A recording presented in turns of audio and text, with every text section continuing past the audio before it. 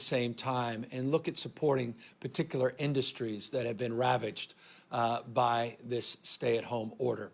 And today, we want to announce an effort to address all three issues at once, and that is a partnership that we have formed with FEMA. Over the course of the last few weeks, we have been working diligently to create a framework for engagement with our federal partners to help support an effort, first in the nation, to take care of our seniors' most important needs, and that is their nutritional needs, to make sure that they are fed, to address the issue of isolation. We estimate that some 1.2 million of our seniors in the state of California live alone.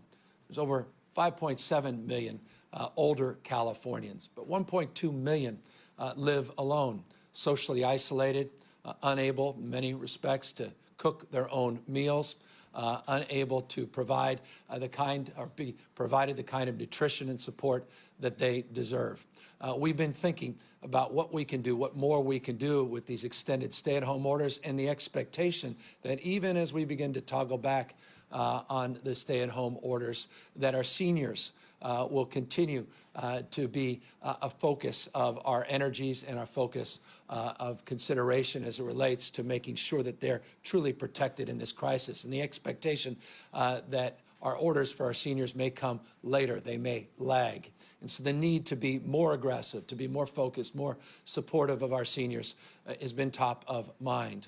And so working with FEMA on ways to provide nutritious meals to our seniors, to get them delivered, but also to get them prepared, we started thinking about building a partnership with our restaurant industry, with kitchens, with our hospitality industry. It's been ravaged by this pandemic. And this has led us to an announcement today, a partnership, not just with FEMA, but now a partnership with cities and counties for a locally driven strategy to get our restaurant workers, our hospitality workers, to prepare and deliver nutritious meals to our seniors and have the capacity to not only deliver and prepare, but to pay for this endeavor.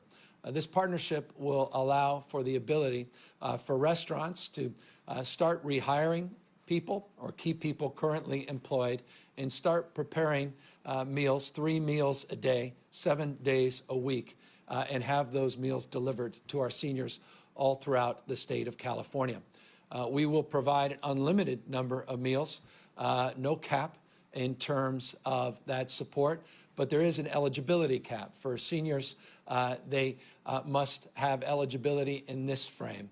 They must either have been at high risk of exposure to COVID-19, must be in a position where their economics are below 600% of federal poverty, must have already been impacted or exposed directly to COVID-19, or more broadly, have compromised immune systems. So there's a category in this frame, but beyond that, now we have the ability to have a locally driven decision-making to start employing workers and get these restaurants reopened and provide hundreds of thousands, if not millions, of prepared meals every day delivered to our seniors throughout the state of California.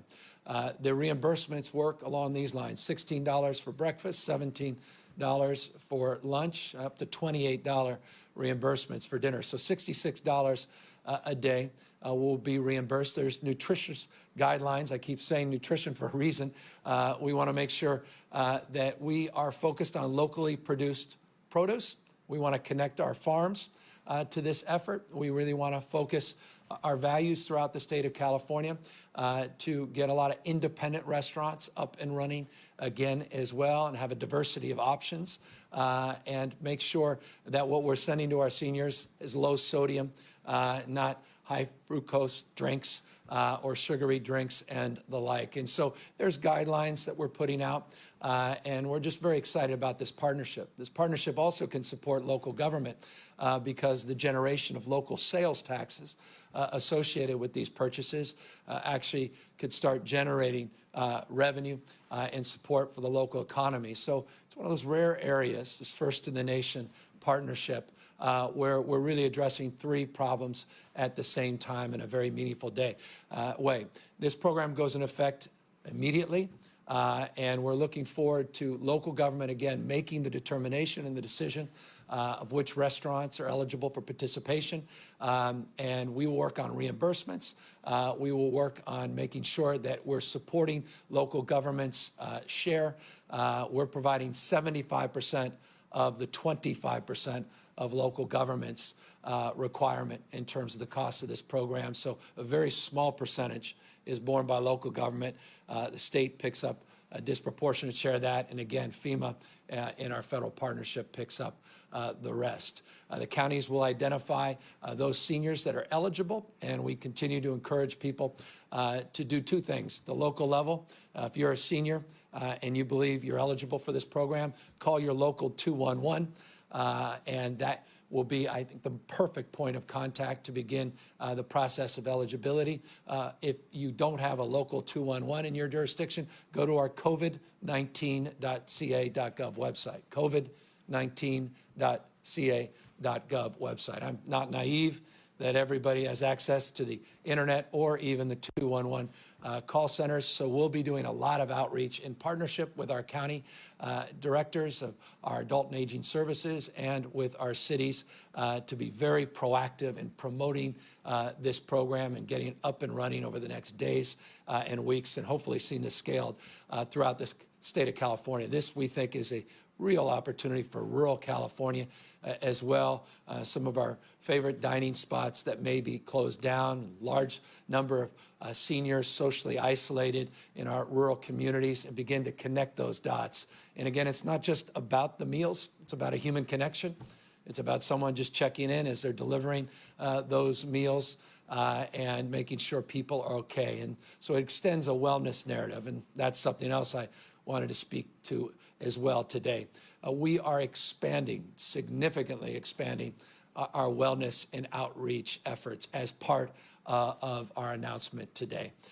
We are working with the Department of Aging, and I'll ask the Director of the Department of Aging up here in a moment. She'll talk a little bit more about this program, but to build on existing supports of outreach for wellness and check-ins in the state of California and bring them to a whole nother level.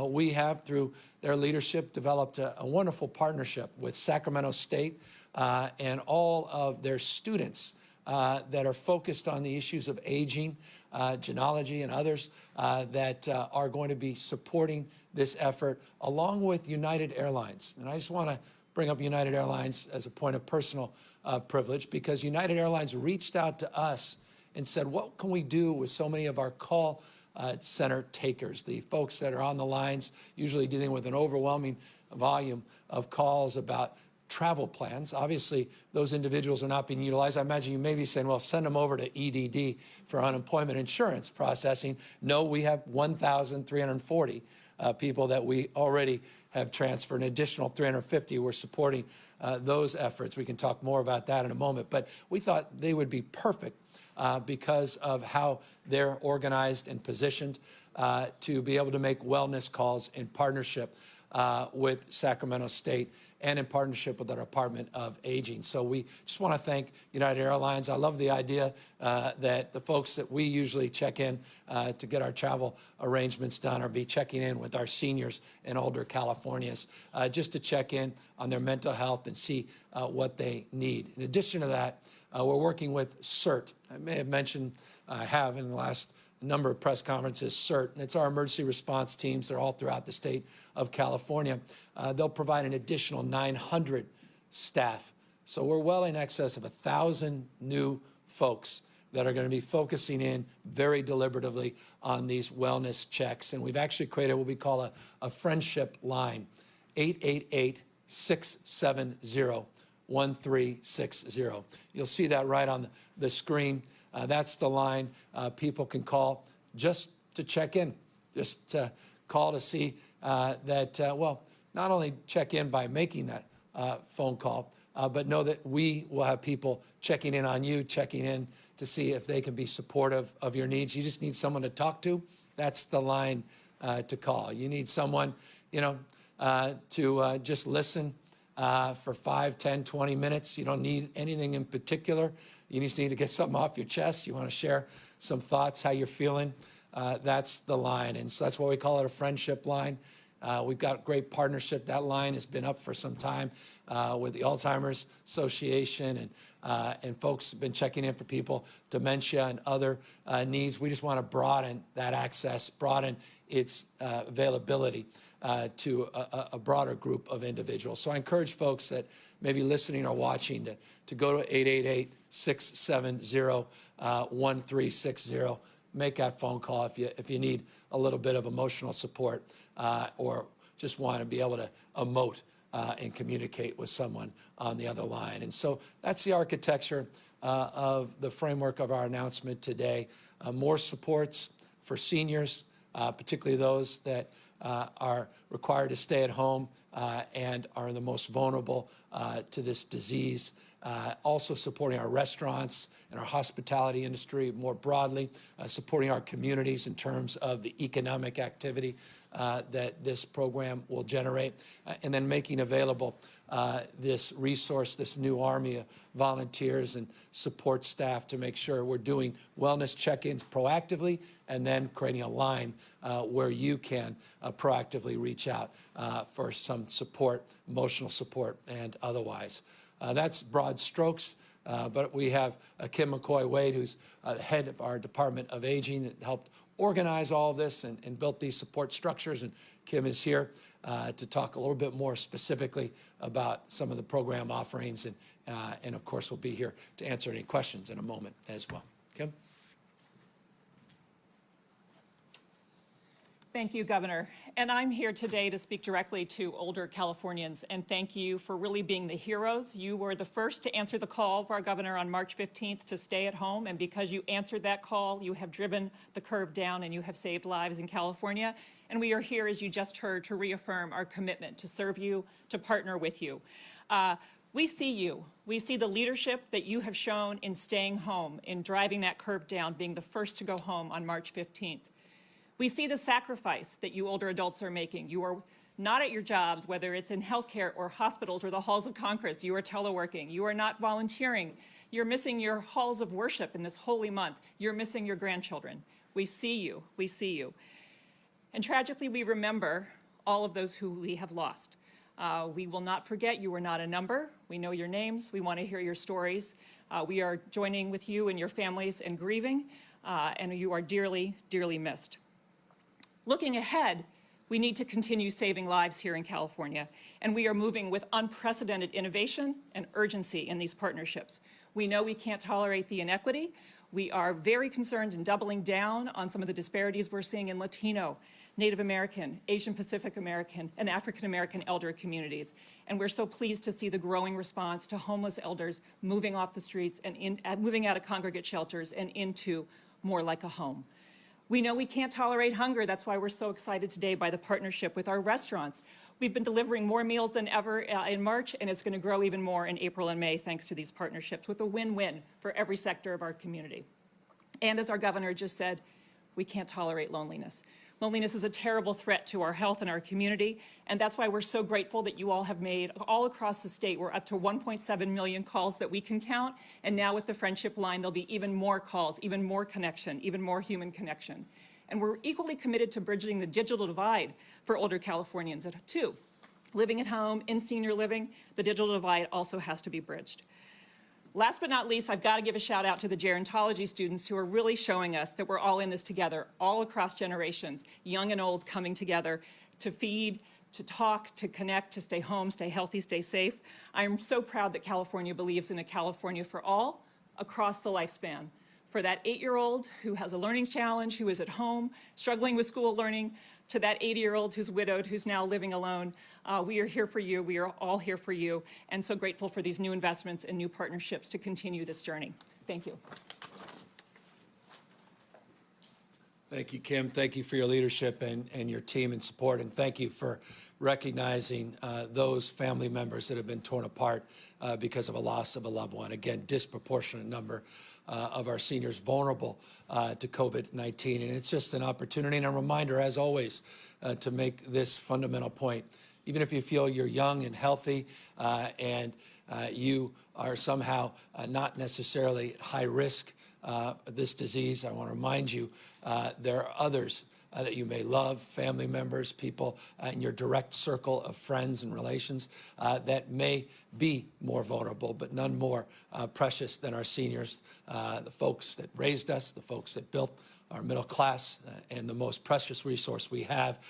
And so we are committed to their health, to their safety, and working through these new guidelines and these new partnerships. I think we have substantively advanced this cause. Again, the eligibility requirements will be put out at local and county level up and down the state. These are for people otherwise ineligible for other programs or not getting support. Meals on Wheels can only do so much. So this is a variant on the incredible work Meals on Wheels does, but at a huge scale that we think can make a huge impact in the lives of potentially millions of Californians, both on the service delivery side and on the recipient side itself. First in the nation, and again, deep gratitude to the partnerships, including the incredible partnership with FEMA and the federal government for allowing us to be the first to set up this program. Kim made a point about lives lost, and I appreciate that as we do every day. At our press conference, we extend our condolences to those who have lost their lives over the last 24 hours. 93 additional people lost their lives compared to the time I spoke yesterday till today. We saw 5% more people test positive over the last 24-hour period for COVID-19. Again, those should be sobering and cautionary statistics as it relates to the desire that we all have to get back to some semblance of normalcy and answer the question of when that will happen. The good news in terms of the numerical statistics to which we again attach a lot of consideration in terms not only of our daily briefings, but more broadly in terms of monitoring our capacity to begin to augment and modify our stay-at-home orders, hospitalizations, and ICU numbers. Hospitalizations were flat yesterday, no statistical growth. Again, you saw yesterday's decline from the previous day. Today, we're seeing with that decline flattening. So some stability. We continue to say stability in our models, but particular stability in hospitalizations. That's good news. Accordingly, our ICU numbers, which were down yesterday, they're slightly up, but just 1%, which again is encouraging. I mentioned this yesterday that there were 4 things that happened all at once that we had not seen since the beginning of this pandemic, and that was not just hospitalization numbers down the day before, but also ICU numbers and those people under investigation. Good news is 3 of the 4 indicators showed a flattening or decline. Only the ICU number showed an increase. The number of PUIs for ICUs dropped slightly, so did hospitalizations. So again, some encouraging signs, but we're not by any stretch of the imagination in a position to say that those 6 indicators to which we make our determination about the future of our stay-at-home orders, that any new lights are yet green. We were able just 48 hours ago to make the announcement as it relates to scheduled surgeries. That was the first augmentation on our way to ultimately producing the kinds of augmentation that all of you expected, demand as it relates to our stay-at-home orders. But we continue to be vigilant in the other spaces, and we continue to monitor information as it comes in real time from all across the state of California. I'll remind you what I said yesterday and the day before. I recognize California is, despite it being a state, is many parts. And that means we recognize the incredible imperative and importance of recognizing regionalism and how local conditions are distinctive from one another. All the information I gave you, as I do on a day like this, is in the aggregate. Again, none of us live in the aggregate.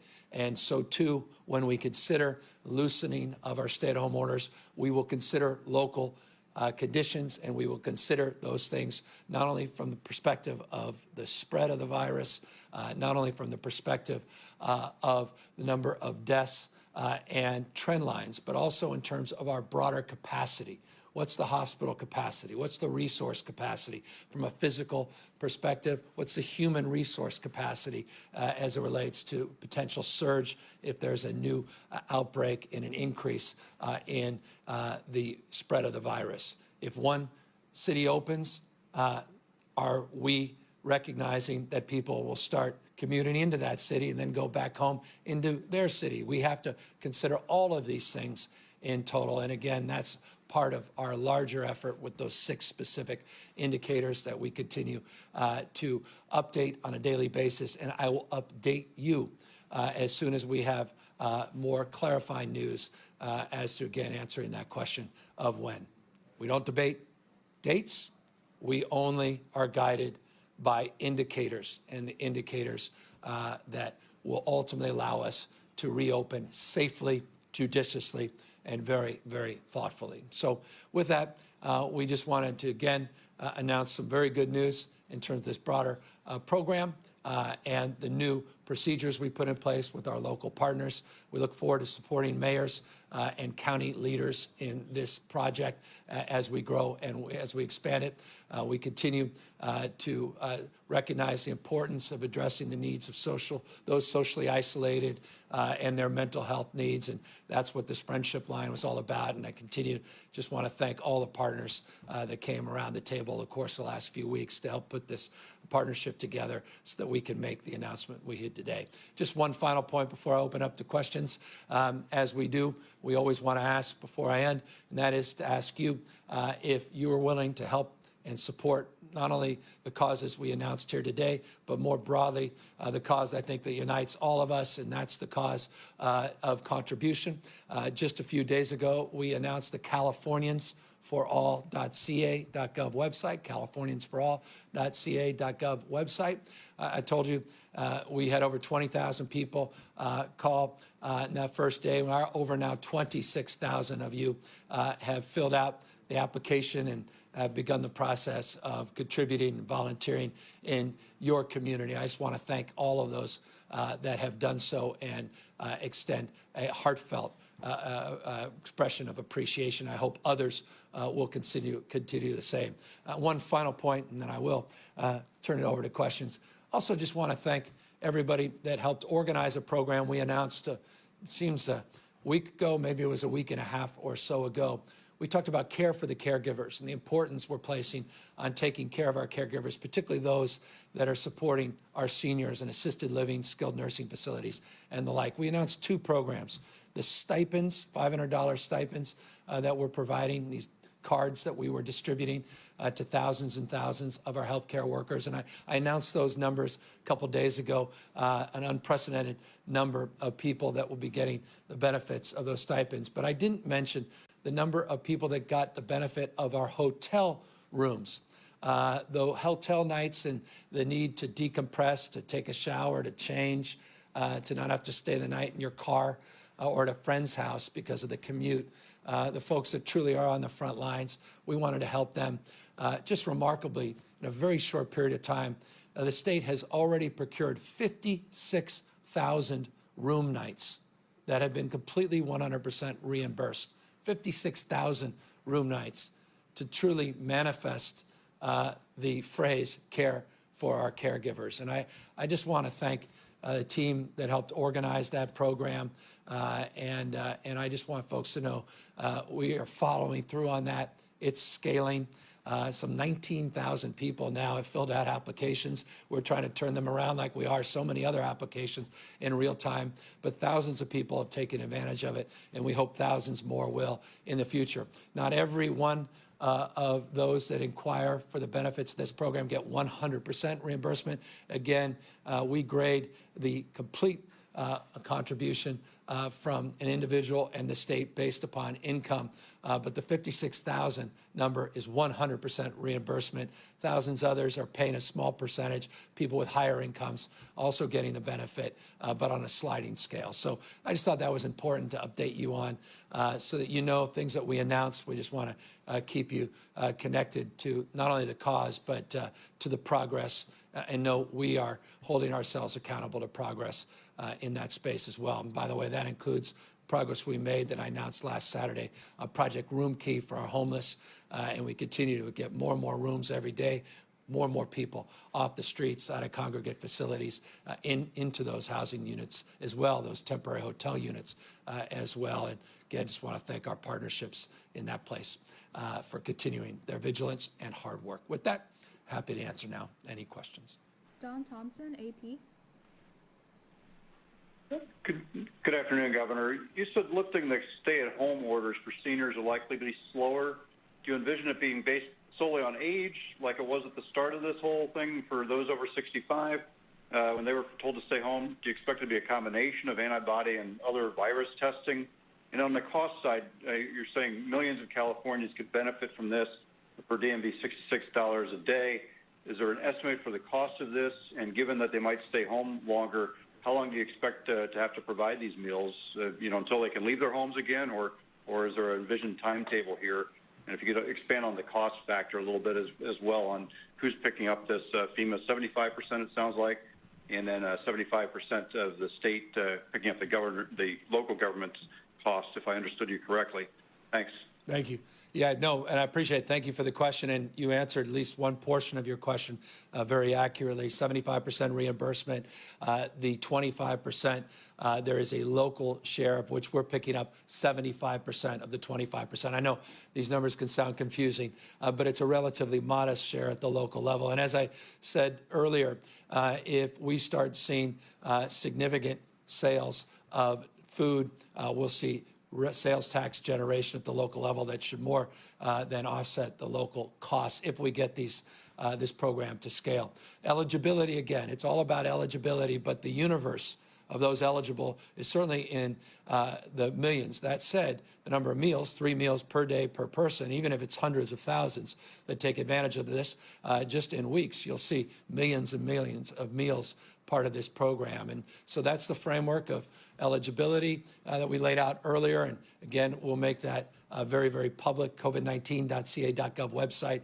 You'll see more information. We're going to localize it with these 211 call centers, working with cities and counties that will be making more information available so we can get people to take advantage of this program.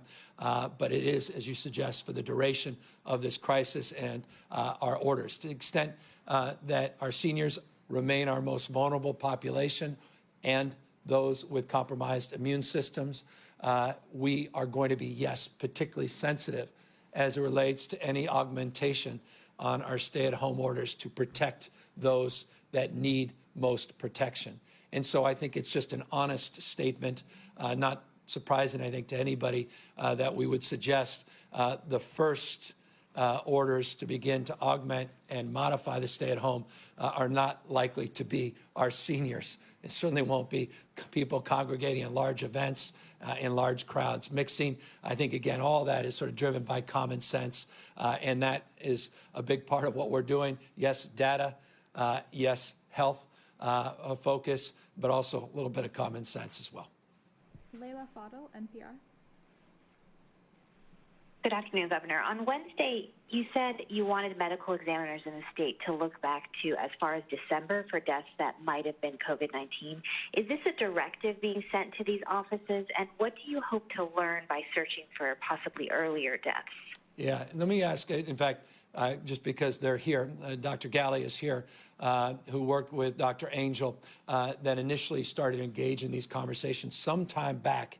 They could talk a little bit more about those specific conversations and talk a little bit more specifically about why they felt it was important to begin to claw back with a little more forensic understanding of when we can mark a moment where this virus came to the state of California and why that's important from an epidemiological perspective and in terms of informing our strategy and our next steps. So Dr. Angel will come up as our health director and explain a little bit more about those conversations.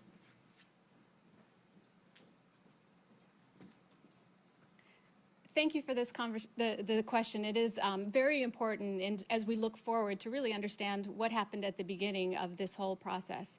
As we heard very recently, an investigation of additional cases in Santa Clara demonstrated an earlier case.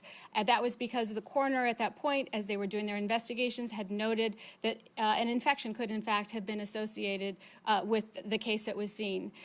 At the state, we are also looking very carefully across and matching our cases with the reports that were coming from coroners to make sure that we are not missing any example cases that are related to a death. If that death has not been identified as being related to COVID-19, we are investigating that further. Likewise, if we have a death associated with COVID-19, we are looking to see if a case it was reported earlier in that individual. As we move forward, we will continue to be very thoughtful about what could have happened in the past, and we'll continue to work with our local coroners to understand more about the progression of COVID-19 in our communities. And as that information is forthcoming, you'll either report it directly or we'll report it out appropriately. Next question. Univision, Sacramento. Hello, Governor. We're at the end of the week and just a few days from the new month to start. And our undocumented viewers still don't know when they're going to get their disaster relief assistance money. I know the website says that the date of the distribution will be mentioned by next week, but people want to know a date now. I know some of them don't have money to eat nor to pay rent.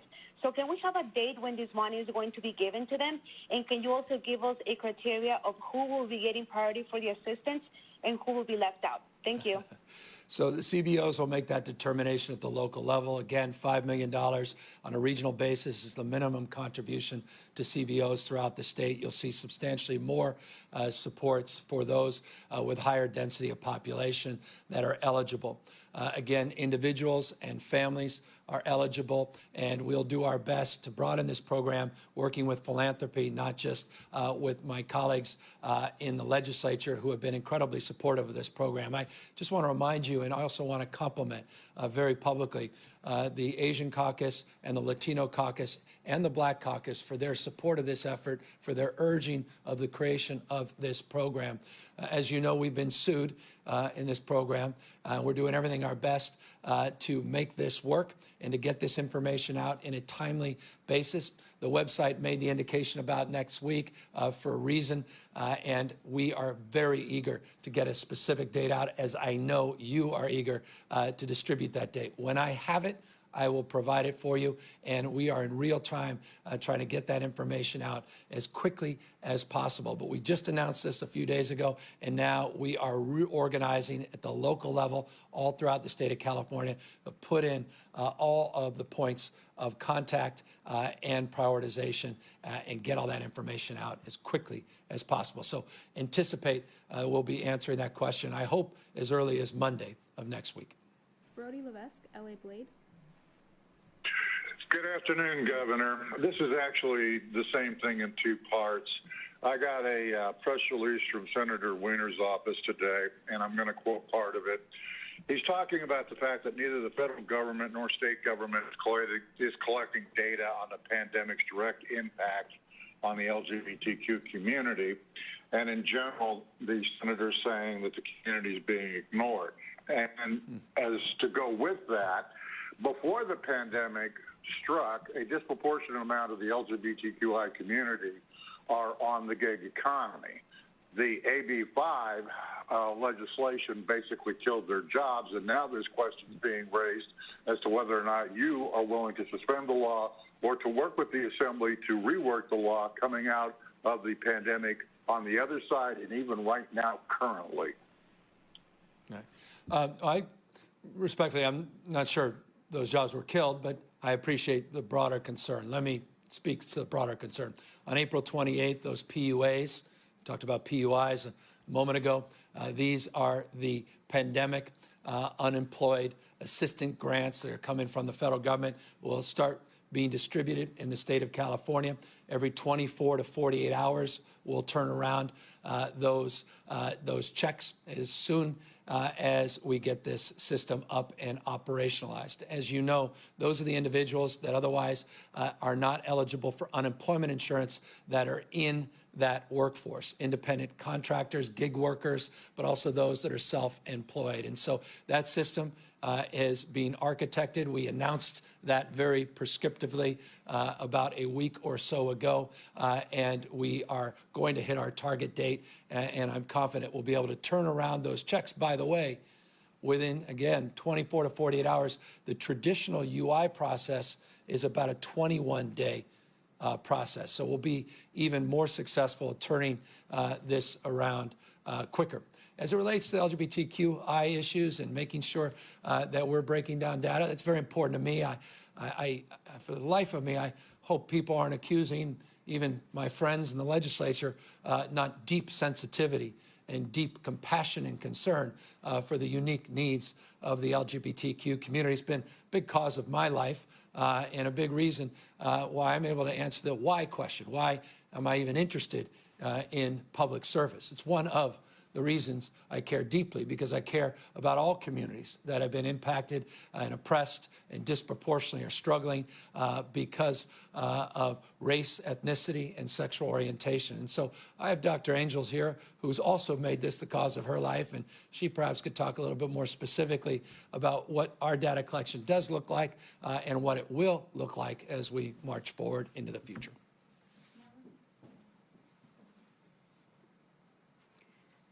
Thank you so much for that very important question. Absolutely, inequities or lack of access to care across the spectrum of our populations is of primary concern, particularly in the face of COVID-19.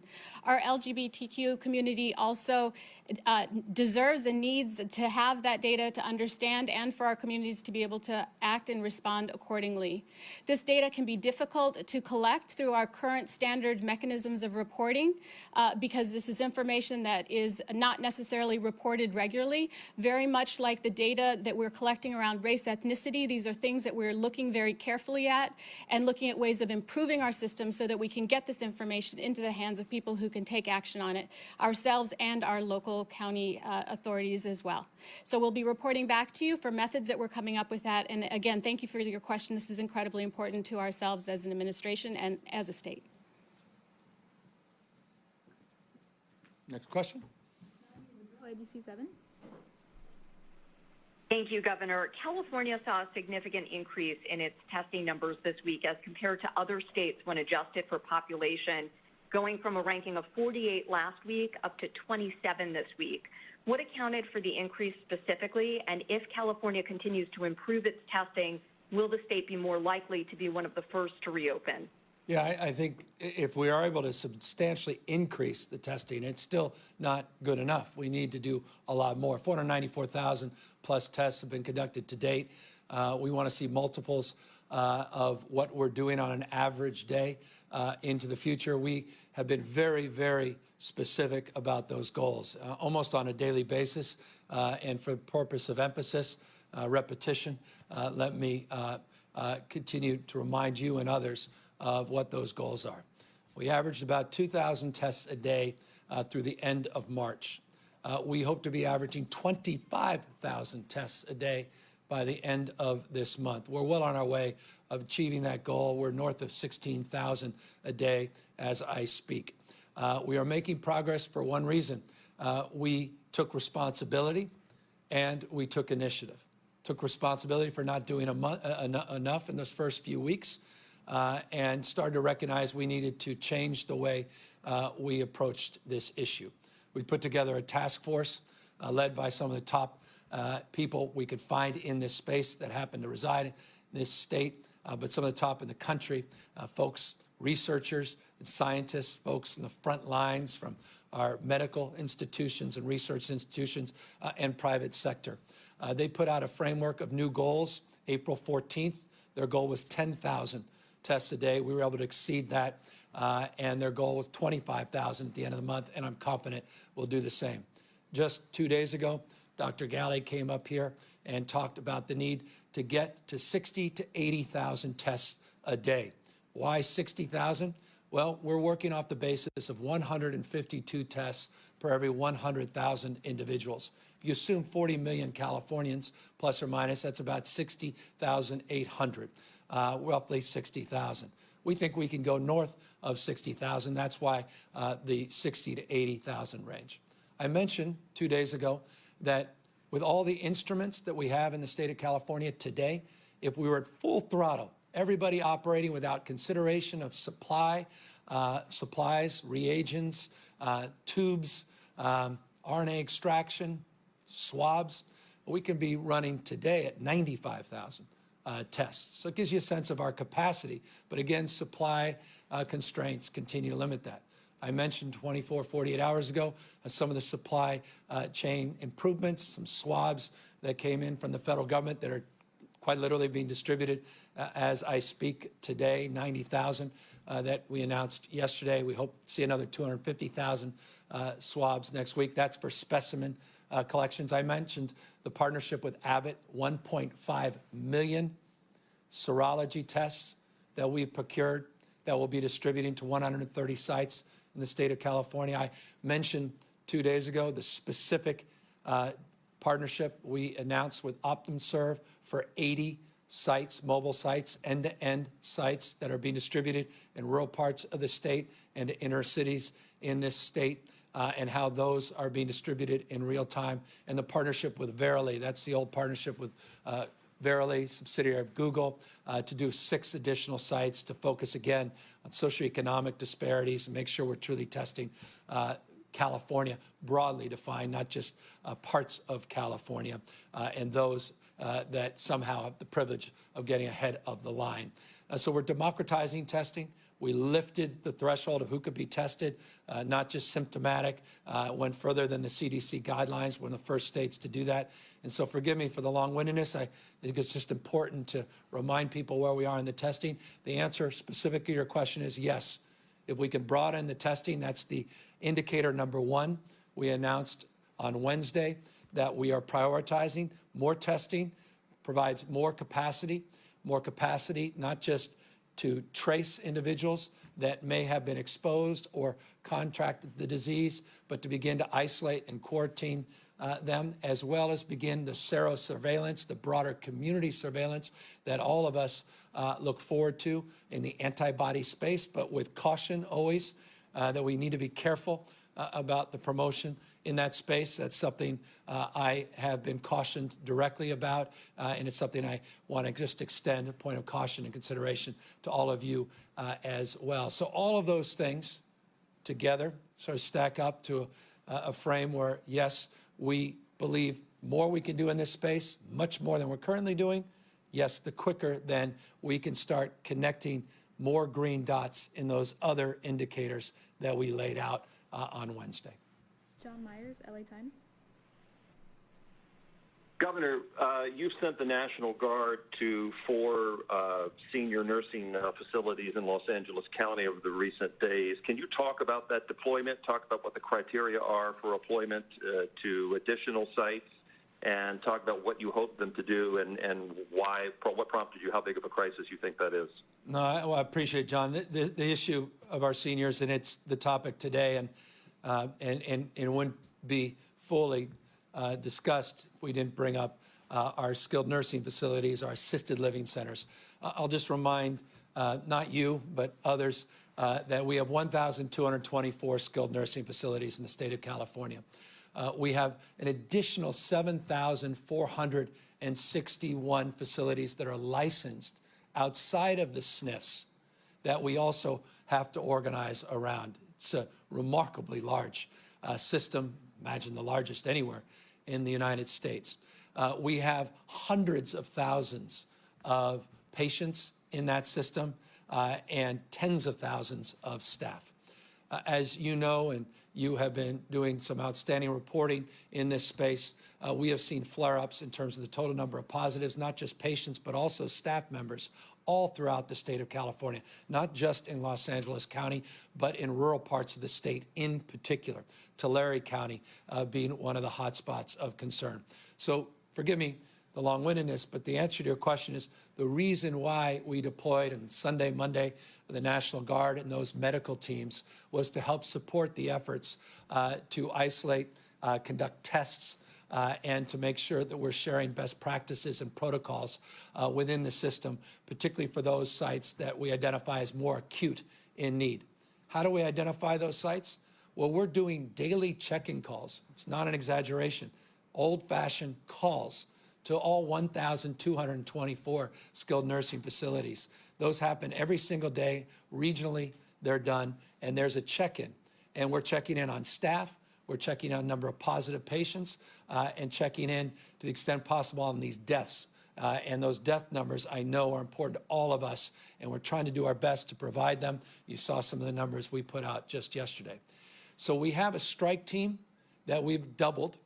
We hired 600 nurses, and we got them retrained to help provide even more support and staffing. We have temporary staffing agencies that we've contracted with to help us on surge staffing. We prioritize testing at our skilled nursing facilities, and we've prioritized some PPE. And I say some because it's not nearly enough, nor, by the way, is the testing. But the good news, more testing, prioritization to the SNFs will continue. More PPE prioritization into our nursing homes will continue. But the National Guard is part and parcel of these larger teams that we've assembled, working with our infectious disease teams and working with our partners at the CDC that are also part of this larger ecosystem. Final point, we're also working with the Navy, USNS, and some of the personnel on that ship to also come into the community to be redeployed to help also support these efforts. So what was a simple question, forgive me, became a more complicated answer, but it's a profoundly significant issue. One of the first points of guidance we put out, executive orders, was in this space. And right now, John, and for others that may be watching, as of yesterday, I'm getting the new numbers today, forgive me, we'll be putting them out later. But as of yesterday, there were 522 facilities of all the licensed facilities that at some point in time had a patient that was infected with COVID-19. Just over 2,700 patients and staff, patients and staff have the virus that we're currently monitoring within our licensed system. So 522 sites yesterday, over 2,700 staff and patients that we're monitoring. Some very concentrated, some not so much. More testing will provide more clarity, more transparency, and of course, with those death numbers, 119, 420 that we put out yesterday, we'll be getting more contemporary stats on that. And forgive me, final point, again, I owe you specifics and transparency. We are currently providing information on all of those 7,461 licensed facilities under Department of Social Services. Of those sites that have 6 patients or more. We're also working hard to get into those smaller sites where there's maybe just 1 or 2 patients. Don't be patient, because none of us should be. I'm not. But when that information is available, we'll also be providing that. But there are HIPAA issues there.